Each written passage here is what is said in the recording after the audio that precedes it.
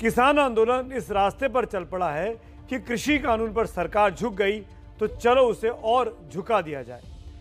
आज दिल्ली के बॉर्डर पर बैठे हुए किसानों को 1 साल पूरा हो चुका है। अब किसान एमएसपी पर अड़ गए हैं, लेकिन यक्ष प्रश्न यही है कि यह आंदोलन आखिर कब तक चलेगा और क्या इस बार भी सरकार किसानों की मांग मानेगी या ये लड़ाई अभी बहुत बाकी है।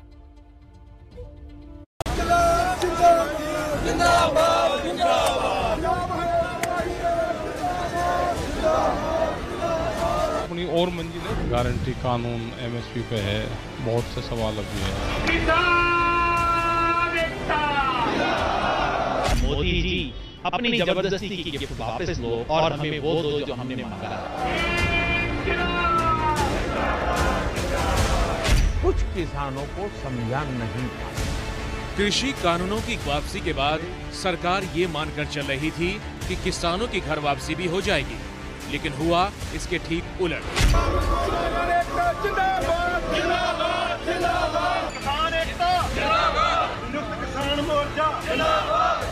किसान आंदोलन के 1 साल पूरा होने के मौके पर आज देश भर से किसान अपने अपने पुराने मोर्चों पर वापस लौटे। अपने नेताओं को ये भरोसा देने के लिए कि एमएसपी गारंटी कानून के लिए भी वो तैयार है, चाहे आंदोलन की दूसरी सालगिरह भी सड़क पर ही क्यों ना मनानी पड़े और शक्ति प्रदर्शन में कोई कमी न रह जाए। इसलिए आज दिल्ली, पंजाब और हरियाणा में कई जगहों पर किसान इकट्ठा हुए। सिंघू बॉर्डर से लेकर गाजीपुर बॉर्डर और गाजीपुर बॉर्डर से लेकर सोनीपत, बहादुरगढ़ तक किसानों ने बड़ी संख्या में अपनी मौजूदगी दर्ज कराई। मैं किसान हूँ, हर सरकार से उम्मीद लगा लेता हूँ। भूख इतनी है जनाब कि मैं धोखा भी खा लेता हूँ। किसान नेताओं को लगने लगा है कि जब कृषि कानून पर सरकार झुक सकती है तो एमएसपी गारंटी कानून के लिए उसे थोड़ा और झुकाया जा सकता है। दूसरे मामले हैं जो अपनी और मंजिल है उसकी तरफ आगे। क्या क्या मंजिल अभी बाकी है? अभी तो बहुत है, गारंटी कानून एमएसपी पे है। सरकार ने अपने लिखित दस्तावेज में कहा कि आपने एमएसपी की लीगल गारंटी की बात उठाई। सरकार की अपनी भाषा में है, ये नई बात नहीं उठा रहे मेरे दोस्त, वही बात कह रहे हैं जो पहले दिन से कही है, वही वाक्य पहले दिन से कह रहे हैं। मोदी जी अपनी जबरदस्ती की गिफ्ट वापस लो और हमें वो दो जो हमने मांगा है। एमएसपी पर किसानों की यही जिद कहीं फिर से सरकार के खिलाफ नए ऐलाने जंग की वजह न बन जाए, ये चिंता भी सरकार को होगी। इसलिए आज पीएम मोदी ने संविधान दिवस के मौके पर आंदोलन के अधिकारों के साथ कर्तव्यों का भी जिक्र किया। किसान आंदोलन का नाम तो नहीं लिया, लेकिन इशारा इसी ओर था। कर्तव्य से समाज के प्रति एक जिम्मेवारी का बोध होता है। अधिकार से कभी कभी एक याचक वृत्ति पैदा होती है कि मुझे मेरा अधिकार मिलना चाहिए, यानी समाज को कुंठित रखने की कोशिश होती है। कर्तव्य के भाव से सामान्य मानवीय के जीवन में एक भाव होता है कि ये मेरा दायित्व है, मुझे इसको निभाना है, मुझे करना है। और जब मैं कर्तव्य का पालन करता हूं तो अपने आप किसी के अधिकार की रक्षा हो जाती है। लोकतंत्र में अधिकार कर्तव्यों की शर्त के साथ आते हैं। ये बात पीएम इसलिए दोहरा रहे हैं क्योंकि जिस आंदोलन के अधिकार के तहत किसान धरने पर बैठे थे, उस आंदोलन की सबसे बड़ी मांग सरकार ने मान ली है। मतलब ये कि पीएम इशारों में बता रहे हैं कि कृषि कानून रद्द करके उनकी सरकार ने अपना कर्तव्य पूरा किया। अब किसान आंदोलन खत्म करके अपना कर्तव्य पूरा करें। पीएम मोदी ने एमएसपी पर कमेटी बनाने का ऐलान करके किसानों के अधिकारों को फोरम दिया है। अब किसान सड़क छोड़कर आम नागरिकों को आवाजाही का अधिकार दे दें। हालांकि किसान नेता पीएम मोदी की बात से इत्तेफाक नहीं रखते और विपक्ष को भी किसानों के डटे रहने में फायदा दिख रहा है। जब तक पार्लियामेंट चलेगा, सरकार के पास में सोचने का, समझने का सब टाइम सरकार के पास में है। हम फैसला पार्लियामेंट चलने पर लेंगे, फिर आगे हमें आंदोलन कैसे चलाना। किसान जब तक बॉर्डर पे डटे हुए हैं, हम पूरी तरह से उनके साथ हैं। जब तक किसान वहां पे हैं और उनका समर्थन करते रहेंगे। किसानों ने 29 नवंबर को संसद कूच का ऐलान किया है। इस बीच कल संयुक्त किसान मोर्चा की अहम बैठक है। अब कल ही तय होगा कि आंदोलन की आगे की दिशा क्या होगी।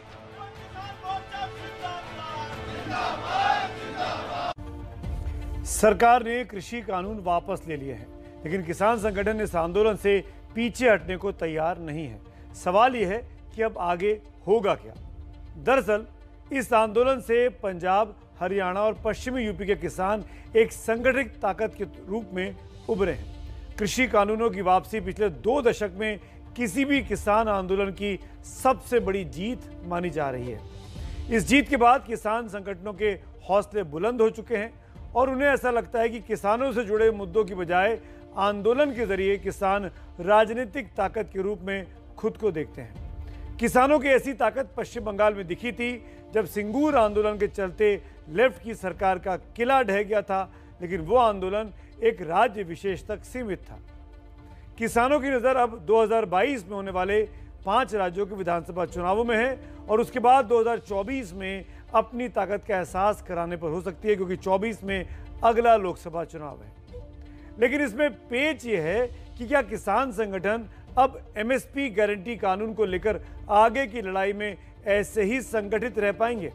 क्या इस जीत के बाद कुछ किसान नेताओं की महत्वाकांक्षाएं हिलोरे नहीं मारेंगी? ये बात हम इसलिए कह रहे हैं कि 1 साल पूरा होने के मौके पर भी किसानों के कुछ नेता आज भी अलग अलग बयान दे रहे हैं, तो कुछ अब आंदोलन को छोड़कर राजनीति में अपना हाथ आजमाने का ऐलान भी कर चुके हैं।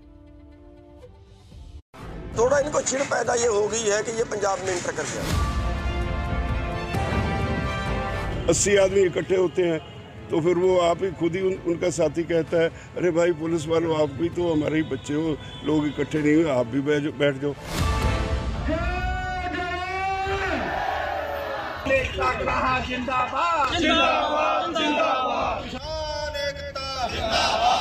सरकार बनाम संयुक्त किसान मोर्चा की लड़ाई में किसान नेता इसलिए जीत सके क्योंकि 1 साल तक वो एक ही दिखे, एक ही होकर लड़े।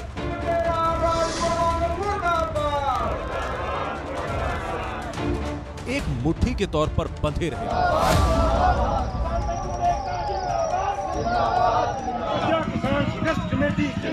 लेकिन आंदोलन के अंतिम पड़ाव के करीब पहुंचते ही अब ये मुट्ठी ढीली पड़ने लगी है। किसान नेताओं की गुटबाजी सतह पर आने लगी है। सबकी महत्वाकांक्षाएं हिलोरे मार रही है। आरोप प्रत्यारोप का दौर शुरू हो गया है और इस बार ऐसा हुआ है किसान आंदोलन के 2 बड़े चेहरों के बीच। चढ़ूनी हरियाणा के किसानों में लोकप्रिय हैं, तो बलबीर राजेवाल पंजाब में, और अब लड़ाई एक दूसरे की लोकप्रियता में सेंधमारी की शुरू हो गई है। जगह जगह से वो बुलाते हैं लोग, तो थोड़ा इनको चिढ़ पैदा ये हो गई है कि ये पंजाब में इंटर कर गया। 80 आदमी इकट्ठे होते हैं तो फिर वो आप ही खुद ही उनका साथी कहता है, अरे भाई पुलिस वालों आप भी तो हमारे ही बच्चे हो, लोग इकट्ठे नहीं हुए, आप भी बैठ जाओ। इस तकरार की बड़ी वजह यह है कि बलबीर राजेवाल पर आम आदमी पार्टी डोरे डाल रही है। खबर सीएम उम्मीदवार बनाने की भी है, जबकि मौका भांपते हुए चढ़ूनी भी अपनी लोकप्रियता को विस्तार दे रहे हैं, इसलिए मुंहठूठी हो रही है। हालांकि जिन चेहरों की पहचान किसान आंदोलन के नेताओं के तौर पर हो रही है, सियासत से उनका पुराना नाता रहा है। आंदोलन के सबसे बड़े चेहरे राकेश टिकैत खुद आरएलडी के नेता रह चुके हैं। अमरोहा से 2014 का लोकसभा चुनाव लड़े थे, लेकिन जमानत जब्त हो गई थी। योगेंद्र यादव की स्वराज इंडिया के नाम से अपनी खुद की पार्टी है। आम आदमी पार्टी के टिकट पर वो गुड़गांव से चुनाव लड़ भी चुके हैं और बार बार कहते रहे हैं कि चुनाव लड़ने में कोई हर्ज नहीं। गुरनाम चढ़ूनी 2019 में हरियाणा से विधानसभा चुनाव लड़कर हार भी चुके हैं और पंजाब चुनाव में भी किसान नेताओं को उतारने की हसरत रखते हैं। विपक्ष के नेताओं के साथ भी उनके करीबी रिश्ते होने के आरोप लगते रहे। बलबीर राजेवाल भी आंदोलन के बाद पंजाब में नई सियासी जमीन तराशने की इच्छा जाहिर कर चुके हैं।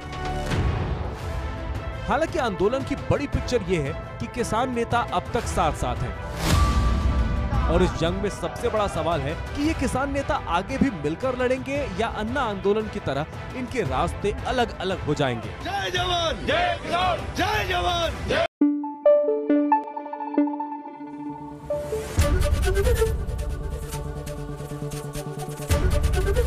एबीपी न्यूज आपको रखे आगे।